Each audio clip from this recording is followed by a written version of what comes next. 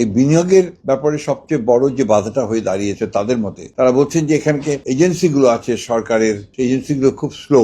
এখানে মূলত যে জিনিসটা আলাপ হচ্ছে যে বাংলাদেশের এই যে পরিবর্তন, আপনার রাজনৈতিক যে পরিবর্তন হয়েছে, সেই পরিবর্তনের ফলে আমাদের যে ম্যাক্রো ইকোনমিক্স এর অবস্থাটা এক্স্যাক্টলি কি আছে, সামগ্রিকভাবে আমরা আমাদের অর্থনীতিকে আমরা কিভাবে সামনের দিকে এগিয়ে নিয়ে যাওয়ার কথা চিন্তা করছি। আমাদের সরকারের পক্ষ থেকে আমরা বলেছি যে আমরা কিভাবে এগুতে চাই। আপনারা নিশ্চয়ই সবাই জানেন ইতিমধ্যে যে আমাদের মাননীয় প্রধানমন্ত্রী তারেক রহমান সাহেব ইলেকশন ম্যানিফেস্টোতে যে জিনিসগুলো আমরা দিয়েছিলাম সেগুলো ইমপ্লিমেন্ট করার জন্য তিনি একটার পর একটা কাজ করে যাচ্ছেন।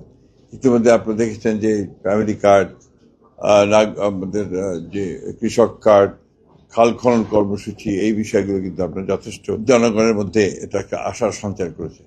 অ্যাট দি সেম টাইম আপনার আমাদের যে বিনিয়োগের যে সমস্যা এখানে রয়েছে, এবং বিশেষ করে এই বিনিয়োগের ব্যাপারে সবচেয়ে বড় যে বাধাটা হয়ে দাঁড়িয়েছে তাদের মতে, তারা বলছেন যে এখানে আমাদের যে এজেন্সিগুলো আছে সরকারের, এজেন্সিগুলো যেগুলো আছে সেই এজেন্সিগুলো খুব স্লো, ধীর গতিতে চলে।